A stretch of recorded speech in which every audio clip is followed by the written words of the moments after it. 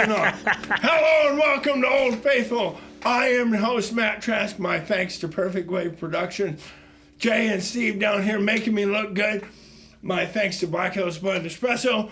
For the first time in over a year, coffee on the show. I don't know if it'll happen every time because I might not have time. I'm getting kind of busy these days. But anyway, please support my friends at Black Hills Blend Espresso. 4 convenient locations here in Rapid City. So, before I started the show, there were 4 guitars that I wanted on the show. And we have now reached the second milestone. The first milestone, to me, personal milestone, was having an episode a week for a year. We've done that and better. And today, we are filming the 4th of the 4 guitars that I wanted on the show before there was a show. Chip Bradley's Fender Precision Bass, Joe Wilt's ES345, Chance Dennis's Taylor, which I threw in as a wild card, and Mr. Steve Thorpe and his Martin. Thank you so much. Well, thank for you being for having on the me. show, sir. It took that pandemic kind of gotten away, didn't it? It did. But we made it happen. We made it. How have you been? Fine. I haven't seen you for a long time because of that pandemic. I've been hiding out. Yeah.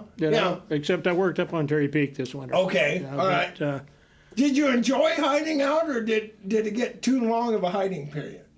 I miss playing music. Okay. All right. But before I got into this music thing, right, I was trying to be a novelist. Okay. And about 2 months into the isolation, sure, I'm like, well, hell, the whole thing about the writing was I was going to let it go, right, until I couldn't do the music, right, and all of a sudden I can't do the music, right. So I rewrote 5 novels that I've written. Wow. And the one I had published, I am working on. We'll probably have a new edition out this year. Okay. Yeah, so I've been busy. Wow. I did know we were going to talk quite a bit about this guy. I did know he was a writer. I had maybe forgotten that you are in fact a published novelist. Well, one pop. Where could we find this novel? Right now, Amazon.com used. Amazon? But nothing wrong with that. Sometime in the next year there will be a new novel, paperback, and the one that sold, a new paperback and Kindle edition. Okay. Of Walking Wounded, and it's revised. It's some changes we made when Doubleday wanted it. Have been eradicated. So, Doubleday is a name I've heard. Yeah. Famous publishing company. Right. Yeah. So you're very legit. We knew that already, but I'll tell my audience. I mean, one pop, One pop, sure. So this is the part of the show where I say, tell me about you, with emphasis on your musical journey. Probably because it's you, we'll have to have the condensed version, but try. All right. Well, okay. My first guitar I got at 14. All right. It was a Harmony curved top F-hole. Oh, wow. Yeah. Monkey Award special. Right. $14. Worst piece of crap I ever loved. I had it. I had it for 3 or 4, maybe 5 years. Mm-hmm. I couldn't figure out what to do with it. Right. I mean, I think I had a little dyslexia. Right. The diagram of how to tune it didn't make any sense to me. Oh, okay. I didn't have sense enough to ask anybody, so I just put it in, any old tuning and discordant. Right. I called it Nigerian music. Oh. And I'd play it and have fun with it. Right. And then I'd put it in the closet for 6 months. And when it came out of the closet, it was tuned different. So I couldn't do what I was doing before. Right. And finally, a friend of mine, I was working on a ranch down in southern Wyoming summers. This was after I was in high school. And I came back, no, by golly, yeah, that was the year we graduated. I came back the end of the summer, and my friend Joe Kirkpatrick, his sister had been on a Fulbright scholarship to Spain, and she brought back this flamenco guitar. Oh, wow. And Joe's sitting there with this flamenco guitar, doing a little Carter family strum. Oh, the fox went out on a wintry night, made to the moon to get the light. And I looked at that, and Joe and I had switched off first trumpet in the band for a couple of years at that point. And moment of total hubris. My first thought was, if he can do that, I can do it a lot better. And I said, Joe, two things. Show me how to tune that, and show me where to put where you're putting your fingers for the chords. Right. Key of D. Right. And he did, and they didn't bleed, but they hurt like hell. Right. I mean, I just could not quit playing that stupid thing. It was so bad that a C chord, you had to tune it. If you're going to play C, F, and G, later I found this out, you had to tune it because the strings were about, half an inch, 3/4 of an inch off the fretboard at the high end. So you had to, if you're going to play down on the first 2 frets, you had to tune it one way. But if you're going to play 3 frets, you had to tune it differently because pushing the string down changed the pitch. It was that the action was that bad. And so I played it, and I played it, and I played it, and I very slowly discovered that.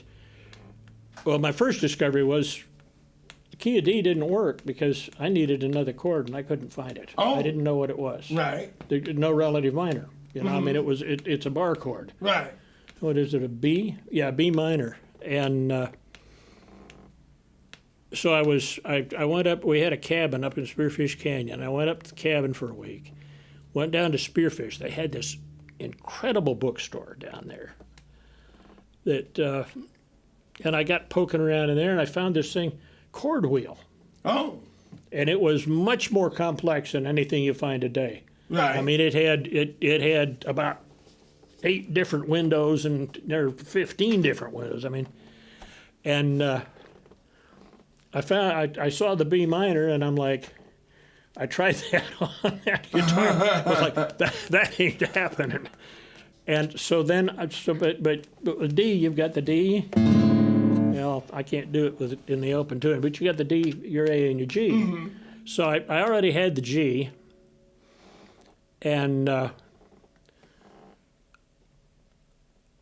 with the G, you don't need the C, or do you? Yeah, no, G, C, D, right? Right. So I had the G and the D. Right. And so all I needed to learn was the C, and the E minor was real easy. Sure. So pretty soon I'm playing everything instead of playing it in D, I'm playing it in G. Sure. And that went on and on and on. Long journey. Okay. Later bought a cheap Mexican flat top. Okay. That was almost as bad. We're getting slightly better with our. Well, yeah. So, and that lasted for. That one lasted me about a year. I got that one I think my second year in Laramie. No, it was my first year. Okay. I got that, and drove my roommates crazy.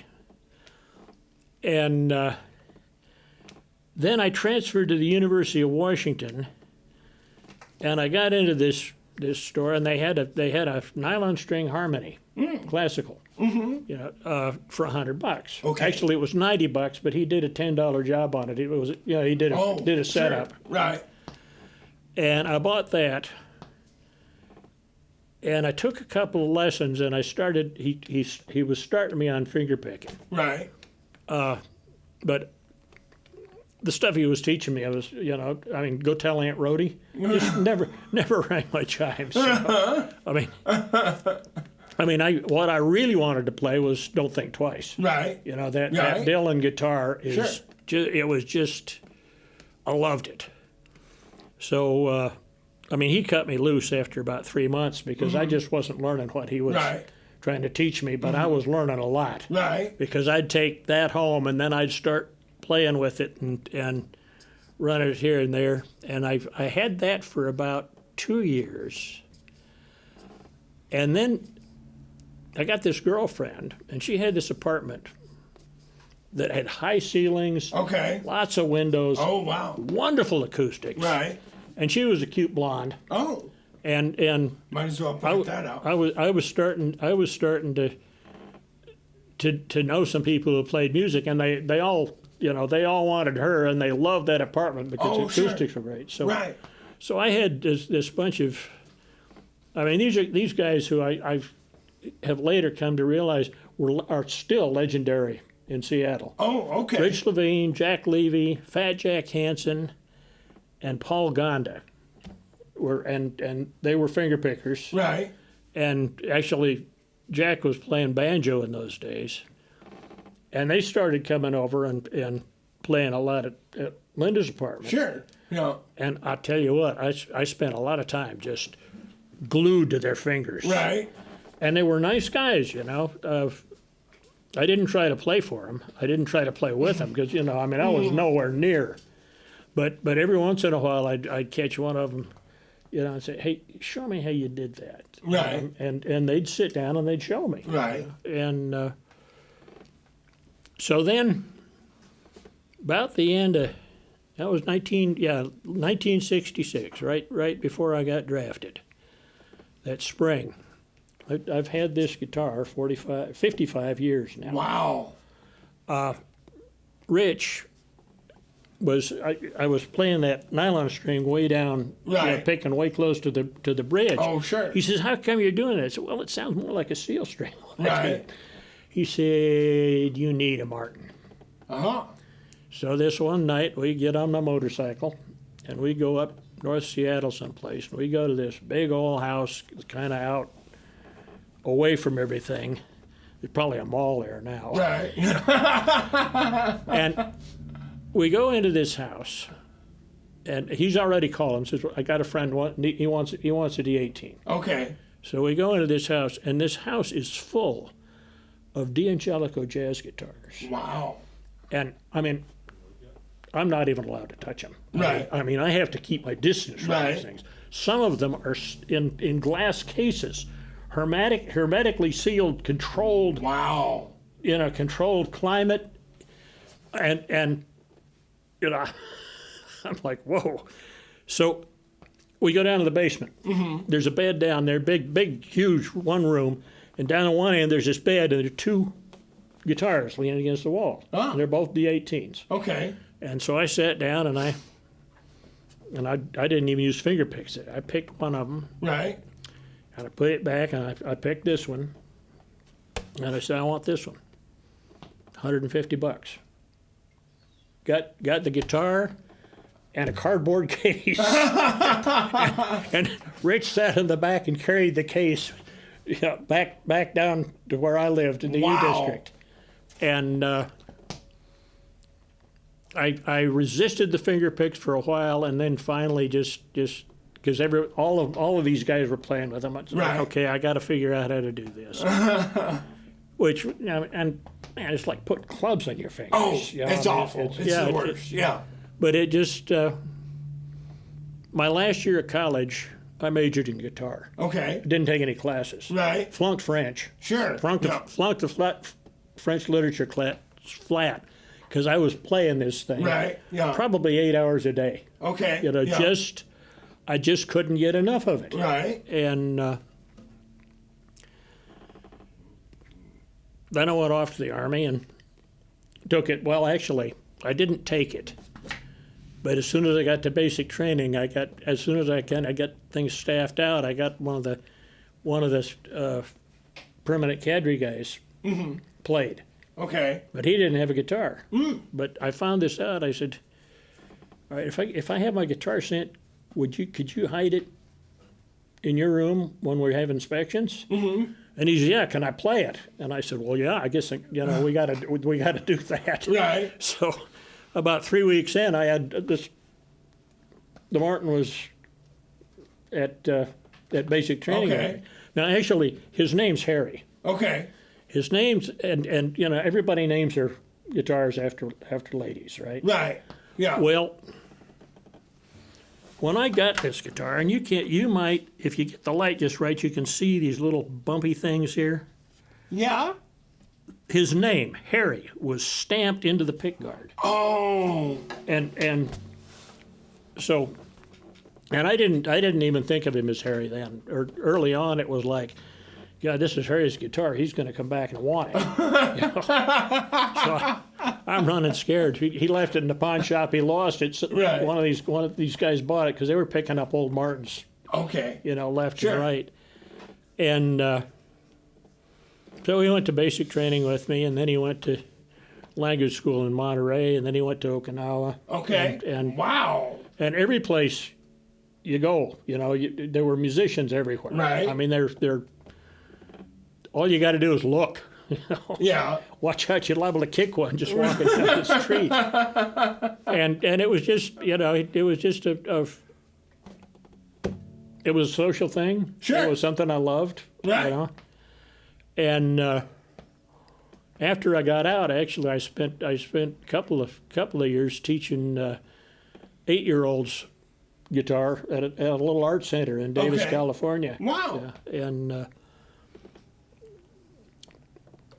time passed, and I never, you know, people would say, "I got to get at this, you got to get at that," you know.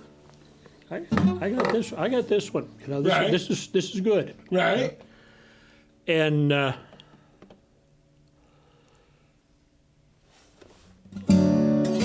then I got divorced, and after about 3 years, I got tired of. I got doing shit jobs, trying to find time to write, Right. Yeah. and I got to tell the Norm story.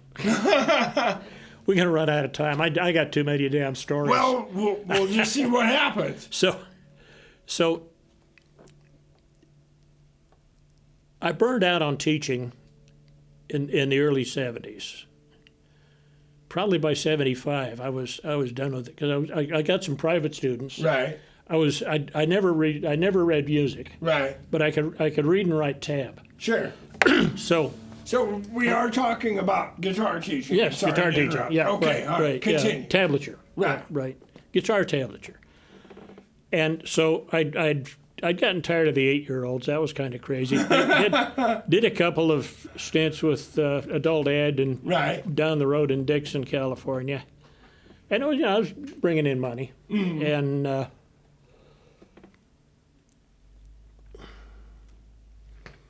then, like I say, got a MA in creative writing in the middle of all this, and finally the marriage is falling apart. So one night we'd been over to visit some friends, some good friends, an Army buddy, out drinking and playing Scrabble, I think. Oh, Yeah. And so good combo. we're walking home, and this was after the Nebraska stint, but we don't need to go into that. So anyway, we're walking home, and she had kind of befriended this weirdo Oh, who kind of hung around her office building, and I'd met him once.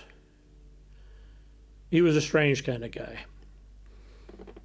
And so we're going home and walking. It's California, August, you know, the weeds are head high. right. We get to this vacant lot, and the way home is diagonally across this lot. Oh, There's a path, right, just about wide enough for two people to walk together, right. you know, and beat down in this head-high weeds. Right. We start down this path, and here comes Norm Oh, in the other end of it. okay. And she looks at me and says, "I don't want to spend a lot of time with this freak." And, you know, I thought she liked him. Right. I'm like, Jesus. So we're walking, and as we get closer, I can see he's carrying this guitar case like this. Right. You know, cardboard case held together with duct tape and bungee cords. Right. And happy face stickers. And we finally meet, and he had something he called long talk, which would take you 15 minutes to say hello. Right. Okay, he had this other thing about counting to infinity with people, to where if you started And every time you'd meet, you'd decide whether to go up another number or not. Oh. And, you know, I knew about these things. I spent a little time with him. Right. And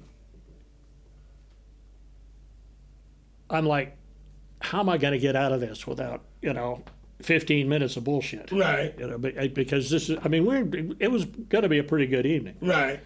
So I latched onto that guitar case and I said, gee, Norm, I didn't know you played guitar. And he said, yeah, I just wrote a song. You want to hear it? And I figured, hey, song, 5 minutes max. I said, yeah, let's hear the song, Norm.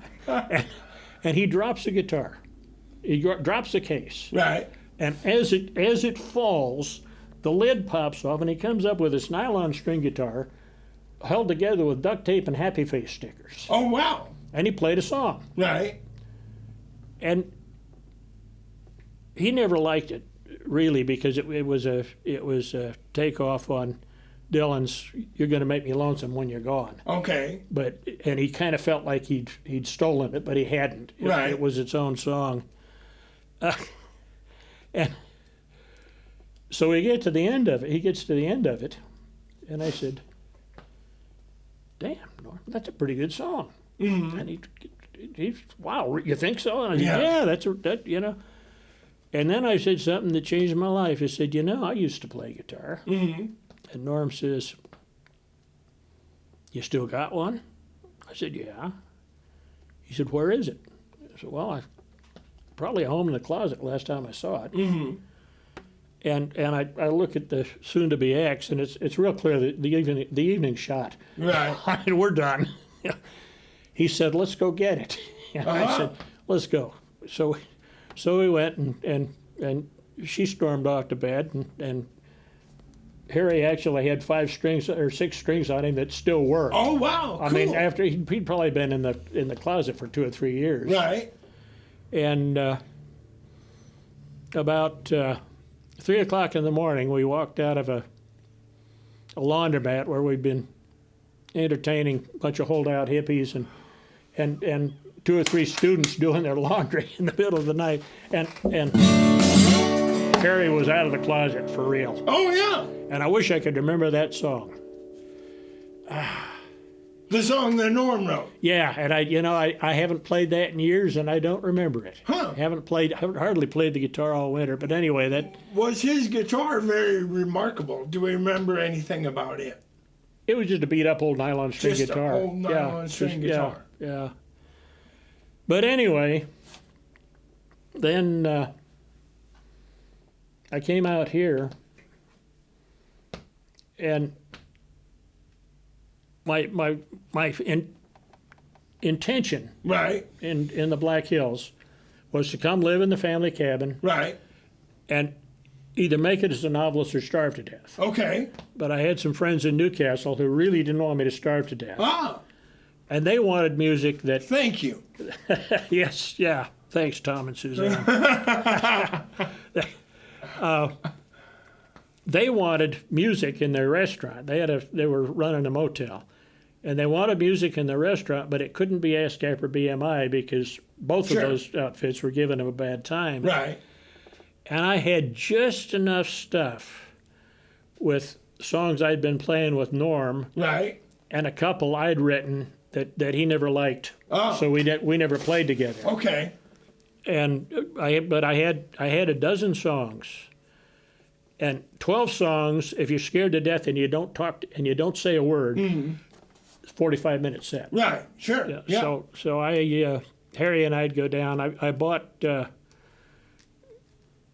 Bob Moyes had a music store in Spearfish then. Actually, he had a music store in with a florist. Okay. And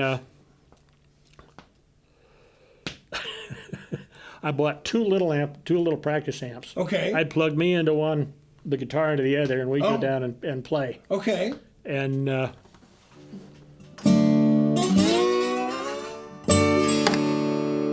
And very slowly, over the 3 years I had that gig, I learned how to do it. Oh, really? And discovered I really liked performing. I Right. liked singing. And was that, we're running out of time? We are kind of running out of time. First of all, Okay. we're going to have you back on. Why? You want more stories? We want more stories. We need more stories. The public needs this. But we are going to have to talk about Harry because, again, more guitar porn. It's electrified. Did you have... No. It's not. Not. I absolutely refuse. So you mic'd it and ran it through the amplifier? Yeah. Okay. Yeah. Do we know what year she is? Well, when I got it, they said it was a 53. Okay. After I got up to lead, 15 years ago, Right. I had high-speed internet. I went on the website, and they said 54. Okay. So this guitar is 10 years younger than I am, Oh. and finished and turned out for sale just about the time I was born. Right. Yeah, I mean, you can't get a date, Sure. but it had. I tell you, when I got it, it had been played. You can't see it now because I've put enough face oil in Right. here. But there was a blonde spot here where whoever had it used to play like this. Harry. Presumably Harry. Right. Yeah. Yeah. And with his chin on the upper bout. yeah, I mean, it's been refretted once. Okay. No, actually, it's been refretted twice. Okay. The bridge has been stuck down a bunch of times. Okay. The last time, my friend Steve Carroll had to stick it down. He was mad at me because I wasn't humidifying it enough and this and that and the other thing. But he had just redone an old Gibson. And I kept telling him, Steve, I don't care. This is a working guitar. Right. I don't care. He said, well, look, I've just been working on this Gibson, and they've got pins Right. into the bridge plate. Right. So I said, what'll it do to the sound? He says, probably not much. I said, do Right. it. So the bridge has been stuck down ever since. Yeah, We are running out of time. all right. You, as time allows, will have you back, but this is your first appearance on my show. Thank you so much for being on my show. You're welcome. Remember Thank you. my sponsorship with Trask LLC, large round and square bales, and custom haying, 515-0858. Norm the Weirdo says change your strings. Will you please play us out, Mr. Steve Thorpe? And thank you so much for being on the show.